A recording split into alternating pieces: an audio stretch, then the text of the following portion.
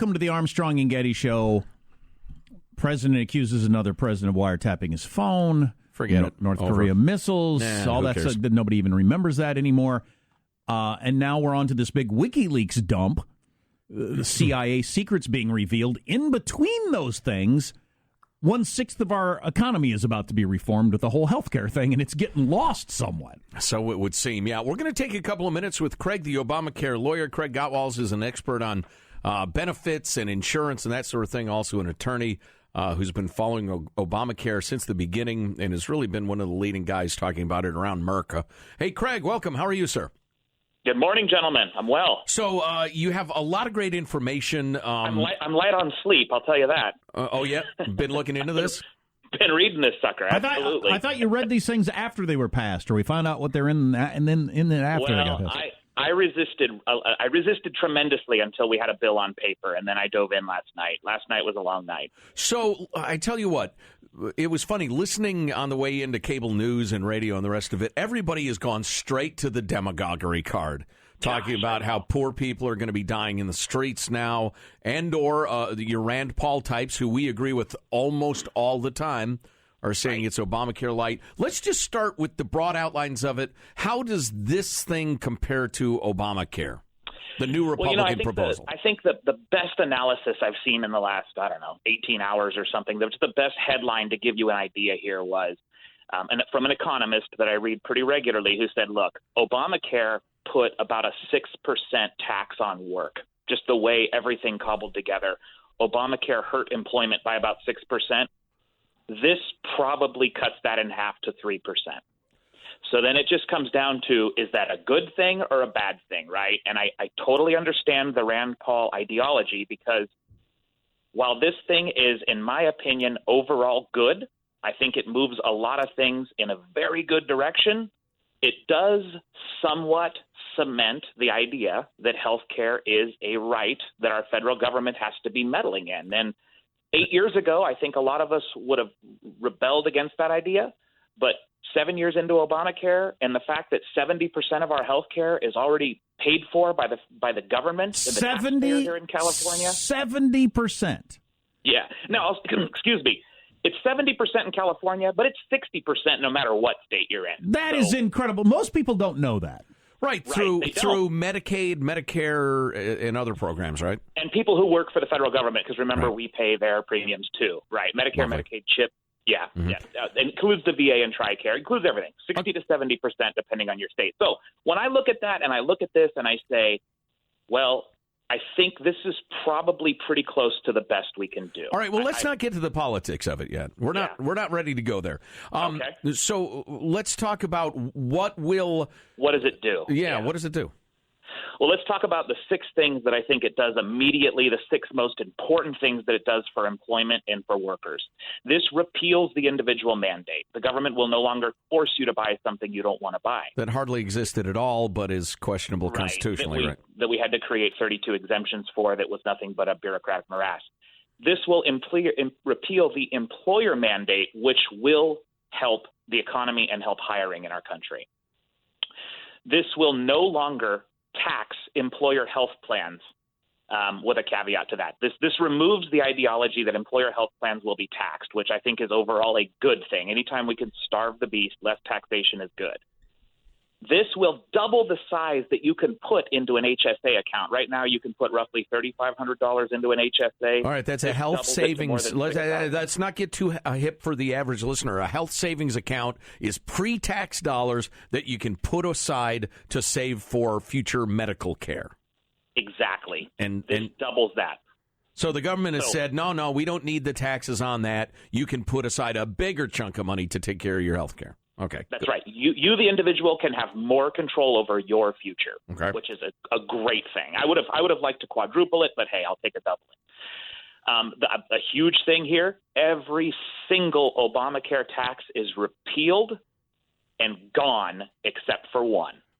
And that one is really, really annoying. And I don't know if you want to get into that now or you want to save it for later. But is it significant?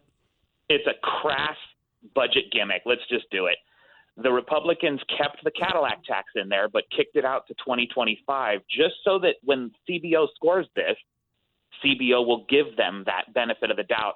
Everybody in the room knowing damn well that Cadillac tax is never going to happen. Wow. Okay, so it's an accounting trick. The Democrats did. I hate those games. I mean, that's how you end up with $20 trillion in debt, is those kind of games. It's very frustrating. Yep. All right, so it's inevitable to kind of get into the politics of this, and then we'll take a break and finish up the discussion, so there's no need to rush too much. One more legal change that nobody's talked about, Joe, that I think is significant. This bill closes a loophole that currently exists in Medicaid, whereby individuals who are not in the country lawfully can get coverage under Medicaid. The way that used to work was you could self-attest that you were here lawfully, and the government would enroll you in Medicaid, and then you had, quote, a reasonable time, unquote, to provide documentations that you were here legally. And, of course, the states that were sympathetic to sanctuary cities gave you a very long time to provide that documentation. This law changes that. This bill will change that and say, no, you do not get free taxpayer health care until you prove you're here lawfully. That just seems obviously something that's got to happen. Every country on earth. That just falls in line with every country on earth. All right, now let's get to, in a broad sense, some of the politics in it, because the big question that is going to be discussed / demagogued, especially from the left, is what about the poor people who either were buying insurance through the exchanges or were helped out by the Medicaid expansion? What happens to all those folks? Well, this is where it starts to get a little bit complicated. Yeah, that's right. They rot of disease in a Joe Getty. The suffering room in my Joe Getty hospitals. That's right. Lord. Yes. You're horrifying, Joe. It gets a little more complicated here, but the easiest way to explain it is to say the Medicaid expansion for everybody who's on it, and in fact everybody who might be on it up until 2020 exists. So if you're on that Medicaid expansion right up to the last day of 2019. You personally will get the Medicaid expansion for the rest of your life. It brings that Medicaid expansion back down to where it was 9 years ago, the first day of 2020, okay? Then what it does is it sets aside a new safety net, over $100 billion, that's sent out to the states to let the states do what the states think is appropriate to care for those people that fall in between Medicaid and being able to afford a plan either through their employer or in the private market. And they can do things with that money. If Chuck Schumer says this plan is going to throw people off of Medicare, they're not going to have any insurance, they're going to die, that is ignoring the fact that we're empowering the states to do what they think is appropriate. Is that accurate? That's accurate. And it's also ignoring the fact that nothing's going to change on Medicaid for anybody who's on it today or might be on it in the next 2 years. That's all going to stay expanded by a third for the next 2 years. How big are the death panels going to be? I mean, will it be a five-member panel or seven-member panel? And has it got to be unanimous to put you to death? It mandates a Joe Getty suffering room in every county in the country. That's right. If you got no money, you just go in there and suffer. Oh, jeez. It's a joke. It's a dark one, but it's a joke. I'd say. All right, then. One other thing on the demagoguery that's been killing me, guys, killing me as I read about this in various mainstream publications, some of which I even trust. One of the things you've heard politicians and news reporters print is this is going to raise prices for old people. It's going to hurt the old. It's going to hurt the elderly. Let me explain that. An old person actuarially costs roughly 6 times more than a young person for insurance, right? So if you have somebody who's 18, it typically will cost you 5 to 6 times that amount for somebody who's 68. Obamacare said, no, you can't do that anymore. You can only charge 3 times the amount for an old person. What this does is it moves it back to the actuarially correct number of 5 to 1. So, yes, old people will pay more for insurance under this plan, but young people will not be unduly punished like they have been under Obamacare. The biggest problem with Obamacare is young people aren't buying insurance because their premiums were artificially inflated to help the old. It doesn't make any sense. Our oldsters should have saved for money. They have Medicare. They have other resources. We don't need to be punishing the young and taking the healthiest young people out of our insurance market. Well, this fixes that. What we've left out, though, is the tax credits. Tell us about the tax credits. Okay, the tax credits, look, this is the part that's really causing the rub within the GOP. I don't like the tax credits, but they're better than the subsidies. The people who are saying that this is nothing more than Obamacare light and that tax credits are the same as subsidies are wrong. And that's interesting because I know you often agree with those people philosophically. So I do, and here's the difference. If Rand Paul and I were to sit in a room, I guarantee His genuine displeasure with this is not really around whether it's subsidies or it's credit. It's just around the fact that we have anything at all. Rand Paul would prefer we did not have anything in that avenue. But I'm looking at this more from the Paul Ryan point of view of saying 60 to 70% of citizens are on government-provided health care. You're not going to get rid of it.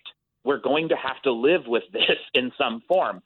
And once you accept that as truth and reality, I believe it's significant that a tax credit is much better than a subsidy, because a subsidy, remember, says it puts a gun to Joe Getty's head and Jack Armstrong's head and says, you give us your tax dollars in D.C., we're going to launder it through D.C., we're going to siphon off what we want, and we're going to dole it out to others. We're going to redistribute it. I hate that. I would much rather have the government say, look, we're not going to tax you on the $2,000 to $4,000 you might spend per person per year on health care. We're going to make it a credit. We're not going to launder that money through D.C., in effect. We're not going to take it from you at the point of a gun. So I think it's a huge philosophical difference. The real argument comes to whether or not you believe that's necessary, or that you could just take these 10 to 20 million people and completely rip it all away from them. I just don't think that's feasible. That's a political question, sure. We got to take a break. Maybe we'll get into some of that. Yeah, a quick break, and then we're going to talk to Craig, the Obamacare lawyer, about some of the aspects of Obamacare that people did seem to like and what's going to happen with that. Because, again, you're going to hear all sorts of wild crap on the various cable news channels and the various talking heads about what is and is not going to happen. Stay with us, please. And Marshall will have the latest on the big WikiLeaks dump about the CIA in his news at the bottom of the hour. Biggest reveal of the CIA in the CIA's history, according to WikiLeaks, and probably true. Stay with us. You're listening to the Armstrong and Getty Show. Area, there are probably about 50,000 pets that pass away during any 1 year. Of that number,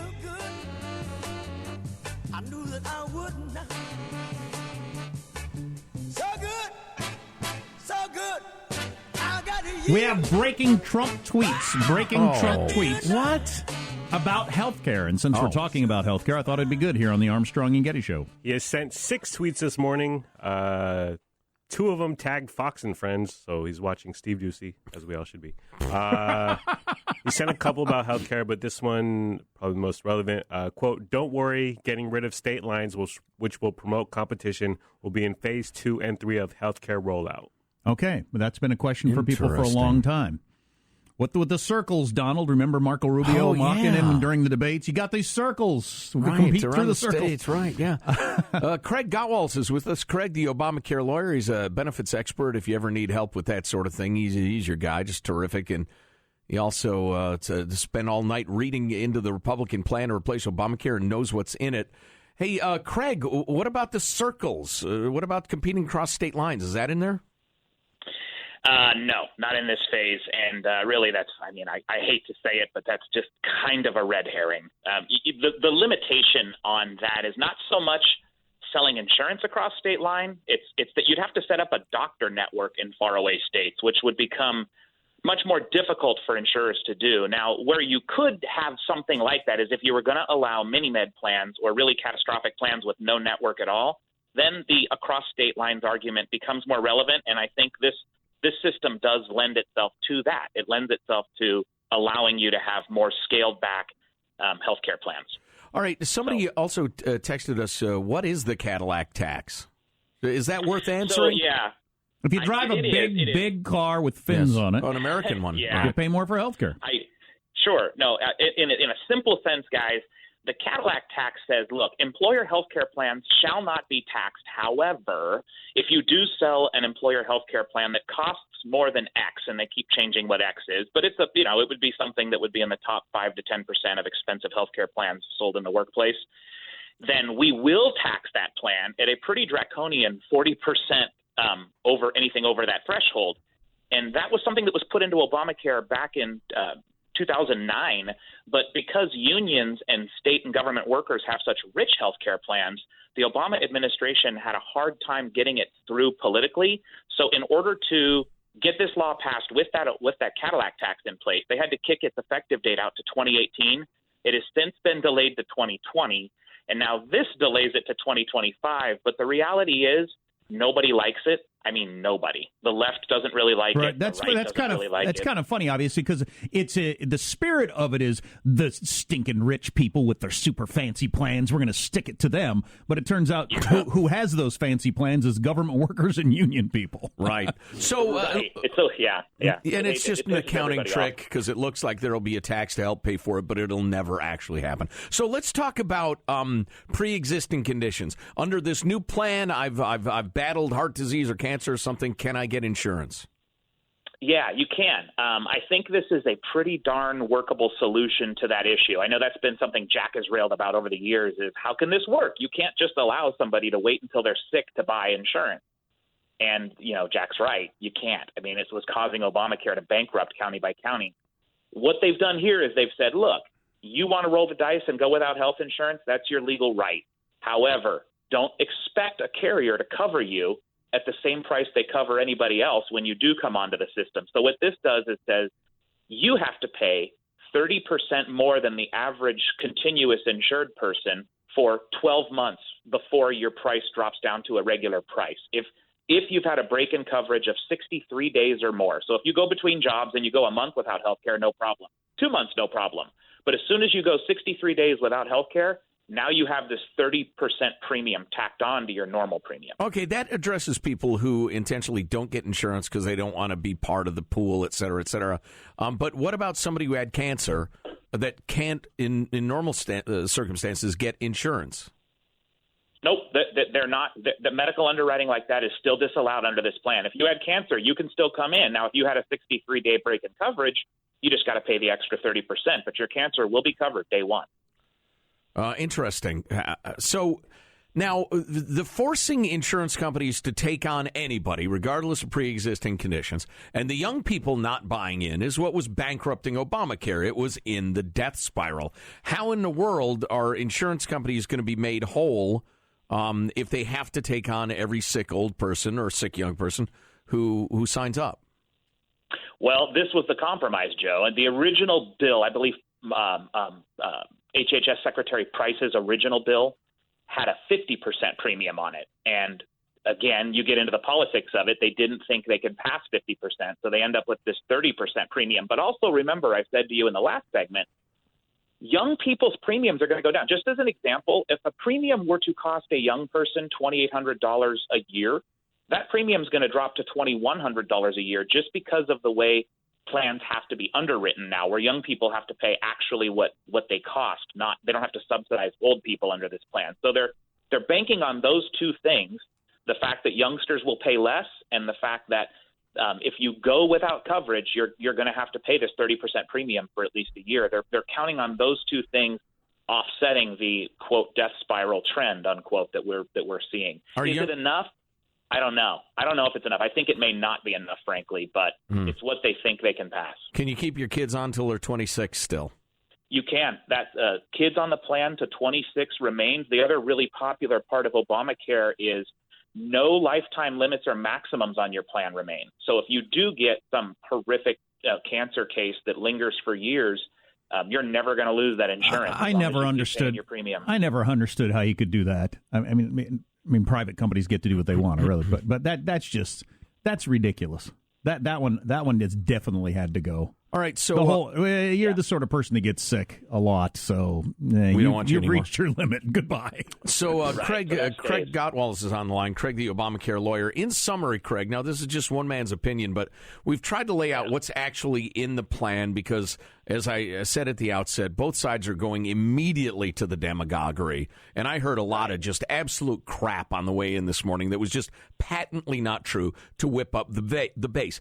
Having said that, what would you say to a lefty voter who thinks this is an abandonment of the poor, et cetera? Just briefly. I would say to that, it's not a complete abandonment of Obamacare by any means. It really is a changing of Obamacare and a lightening of it. The framework of the exchanges stays the same. Tax credits will replace subsidies, which they're a little bit different. They're going to go to more people. They will be not as robust for the very poor. However, there will be billions of dollars given to the states to assist those very poor. and to help the people that are in dire straits right now. So your state ought to step in if you believe in this sort of thing. What would you say to the Rand Paul and hardcore fiscal conservatives in the audience? Well, to those people, I would say, look, I get it. You don't want government picking winners and losers and dabbling in tax credits or subsidies with respect to health care. And you didn't want it 10 years ago and you don't want it now. I get it. But the reality is 60 to 70% of all health care dollars are funded by the taxpayer. This added 10 to 20 million new people into that system. This change will reduce that 10 to 20 million. There's no doubt about it. It'll cut that down a bit. But I think that if your goal is to eliminate that 10 to 20 million, I think you're just banging your head on the wall and you are allowing perfect to be the enemy of better. That's interesting. That's what Charles Krauthammer was saying on Fox yesterday. He said the people just got to realize an entitlement over time has been created, and it ain't going away. Yeah, and listen, some of you can't deal with this, and that's fine. I totally get it. Keep fighting for what you believe in. It's no skin off my nose. But if you give people something for like more than a day, and then you take it away, your political opponents will portray it as you are starving people to death in the streets, and it's unthinkable. How dare they? It's already begun today, and you will pay usually a huge political cost, which is why socialism is so dangerous. It never goes backward very far at all. It surges forward, then inches backward. 10 steps forward, 1 step back every 10 years. Right. Yeah, exactly. So in your opinion, as a small government healthcare expert, you think it's probably close to as good a deal as they're going to get? I do. I would looking at it right now, I would just grade the whole thing as a B or a B minus in my opinion. Yeah. Based upon where we are now. Look, if I was looking at this in 2008, I would have graded it a D. Wow, that's interesting. Where we are now. That's how much the line has moved. That's right. In that amount of time. That is amazing right there from a political standpoint. Yeah, and by the way, just a final note, if you liked Obamacare and you're out there saying we should stick with it, it was seriously dying. I mean, like the family gathered around the bedside dying. Obamacare was, correct? Oh, there's no doubt about it. There's no doubt about it. And this may not save it, frankly. It may not. I'm not sure on that yet. I need more analysis, but I'll tell you, just the fact that we're getting rid of these mandates, we're setting businesses free, we're getting rid of the 20 new taxes spawned by Obamacare, it's going to help the economy and the average worker. And again, remember, I advise large businesses, so I come at it from that angle, you know. Yeah, okay. I know personally a couple of guys who have 49 employees and will never hire another one because of the various Obamacare things that would trip in. And the one guy said, I'd hire 10 guys tomorrow. So you 10 guys. If this passes, he can hire them. Yeah, you 10 guys, go apply now because they're hiring. Craig Gottwals, Craig, the Obamacare lawyer. What's the name of your website again? Benefit-revolution.com. Benefit-revolution.com. We'll have a link at Armstrong and Getty. If you just type, my name or Benefit Revolution in Google, you'll get there. Yeah, you know what? That's so true of so many things. If you don't know how to find it with Google, you don't have any money anyway. Yeah, you're not ready to talk to me anyway. I'm sending you the death panel. All right, that's right. Craig, thanks, man. Joe Good to talk Getty's to you. Suffering room. That's right. All right, see you later. He's obsessed with my suffering rooms. The idea was, as Obamacare was getting going, that you had to buy insurance to be part of the thing because we're all paying for each other in this collectivist utopia. Now, if you refuse to buy insurance because you think, screw them, they got to give it to me when I show up at the emergency room. At Joe Getty's lack of mercy hospitals, you made a decision. You're an adult. Now you're going to live with it. We have a very comfortable suffering room for you. It's got chairs, they're recliners, flat screen TVs, and a drain in the floor in case you're bleeding or whatever. You go to the suffering room and think about the fact that you should have bought insurance but didn't. That was my plan. It was not adopted by Congress. And it had critics. It failed with not a single Republican nor Democratic vote.